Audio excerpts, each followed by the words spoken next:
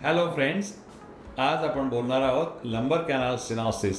एक जो खूप महत्त्वाचा आणि कॉमन प्रॉब्लेम असतो. खूप कॉमनली आपण भारतामध्ये बघतो, कारण ज्या ठिकाणी नर्व जी असते त्याला आपण मज्जारज्जू म्हणतो आणि त्या नर्ववरती प्रेशर कसं येणार की एक्सटर्नल प्रेशर येतं आणि तेव्हा जी नर्व दबून जाते, आकुंचन पावते, कारण एक्सटर्नली प्रेस होते.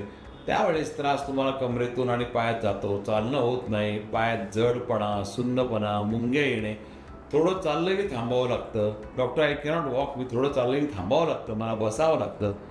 These are the very common symptoms of lumbar canal stenosis. Lumbar canal स्टेनॉसिस म्हणजे ही मज्जारज्जू दबून जाणे किंवा थोडीशी प्रेशर इफेक्टमध्ये राहणे, आणि हे मेकॅनिकल प्रेशर असतं.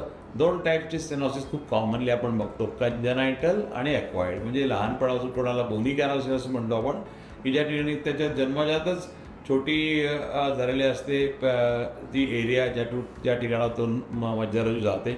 लाईक छोटे काही पेशंट असतात ते अकॉन्ड्रोप्लेजिया, डॉर्फिझम असतं, त्याच्या ठिकाणी आपल्याला नस ही दबलेली असते, आढळून येते, खूप कॉमन आहे ते. आणि ॲक्वायर्ड म्हणजे ज्या ठिकाणी आपण बसतो उठतो, कॉन्स्टंट लोअर बॅकवरती प्रेशर येतं, डिस्क बाहेर येते, फॅसेटल जॉईंटवरती हायपरट्रॉफी किंवा मोठे होऊन ती नस दबली जाते. या ठिकाणी आपल्याला सिम्पटम्स खूप लवकर मिळतात, कंबरदुखी आणि पायात त्रास जाणे. याचे टाईप्स काय आहेत, की हलकं आहे का? मग yes, there are 3 main types: हलकं, मध्यम आणि serious. Mild, moderate and severe स्टेनॉसिस.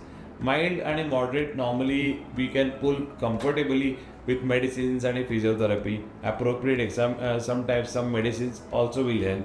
पण जेव्हा त्रास जास्त होतो, आणि याच्यामध्ये काय ना, व्हेरी व्हेरी क्लासिकल असतं.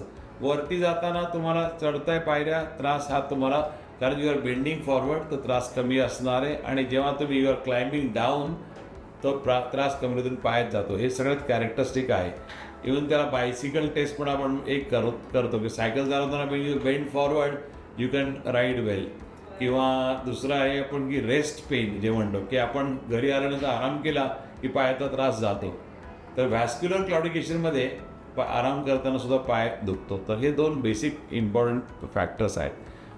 जर सिव्हिअर असेल तर काय, नॉर्मली सिव्हिअर स्टेनॉसिस आणि क्लिनिकल सिनारिओज आर इम्पॉर्टंट, कारण सिव्हिअर लंबर स्टेनॉसिसला मायक्रोस्कोपिक सर्जरी आणि नर्व रिलीज करण्याची गरज असते, कारण त्या ठिकाणी ही पूर्ण नस आकुंचन जेव्हा पावलेली असते तेव्हा पायाची शक्ती वीक होणे किंवा चालायला डिफिकल्टी होणे, कॉन्स्टंट पेन होणे, या गोष्टी खूप कॉमनली बघायला मिळतात. धन्यवाद.